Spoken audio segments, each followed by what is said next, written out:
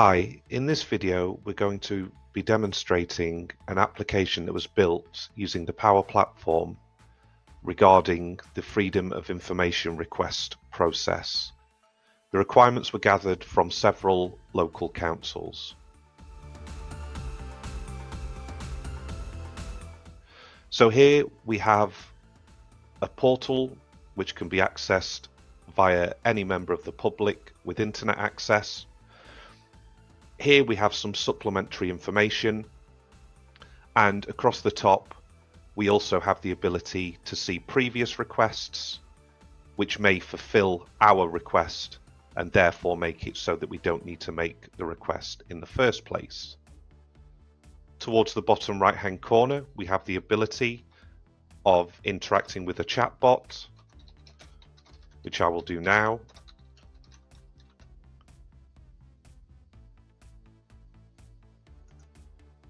And the aim of the chatbot is to come back and again help us out with existing information so that the request doesn't have to be made in the first place. So in this case it's going to give me a link that's going to take me to the existing cases, and I could also filter those cases based on just those to do with adult social care in this instance.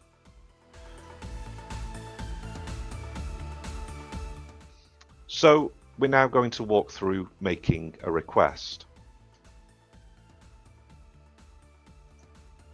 I'm now just going to very quickly fill out this form with some arbitrary information.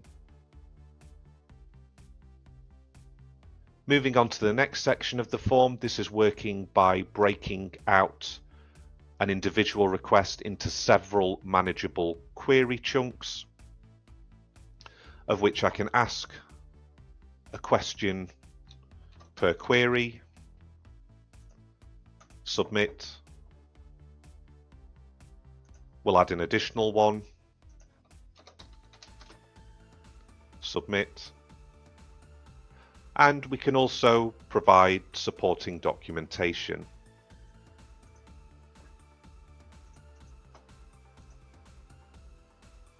Once we're happy, we can move on to the next step. I'm now just going to quickly fill in the next few questions with the defaults.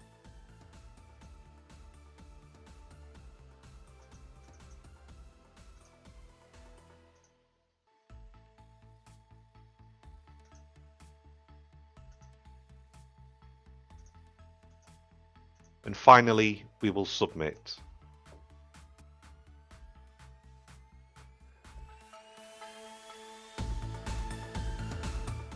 Now that this has been successfully submitted, we now are going to look at this app from the perspective of an information governance officer. To support the information governance officer's activities, we have an application where upon clicking on Home, it will show us all of the outstanding requests.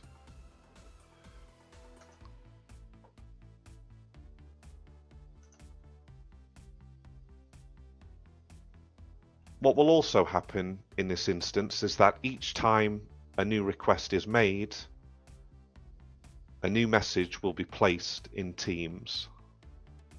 If we take, for example, this previous request with the reference of 1041, upon clicking upon the message, it will not only launch the app, but it will take us to that specific record. But coming to Home and knowing the reference, we could also search for that instance. So once we have the request that we want to look into further or action, we'll click it, and now we're in the context of this particular Freedom of Information request. Here we have an overview of which we can update, and for services, it will, based on the request, try and do the best guess in terms of this, but equally you can select additional services. If we click on Documents in the left-hand navigation, here we can see any supporting documents that have been added, and if appropriate, it will show a preview on the right. Failing that, you can click the link and it will take you into the document itself. Again, we'd have the ability to add additional supporting documents and queries. Here we would see the queries that were made via the original request, but equally we can add additional queries that we may want to assign to different individuals. If I click onto one of the queries, over time we may get responses or need to have a running commentary, and for that we can click on response, add new response, and here we can see specifically responses to just that query. If I unselect, it would show any responses currently that aren't assigned to an individual query. I would also have the ability to edit, assign, and to seek approval.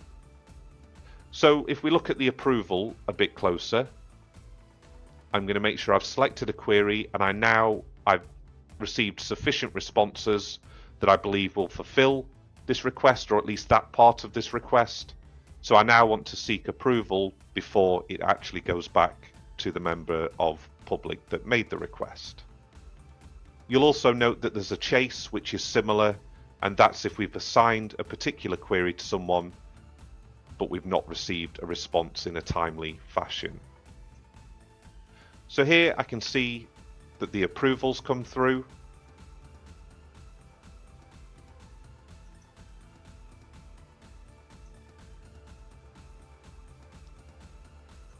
And for the sake of this, I'm just going to say looks good and finally submit. That concludes the approval process. The idea would then be that once all of the queries that make up this request have been fulfilled and approved, to go back to the member of public, this would be archived, and if we go back to the portal that's accessible via the internet and click on cases, it will live here. You would be able to select that particular request, and it may serve future members of the public that have a similar query, and therefore ultimately reduce the workload of the information governance officers.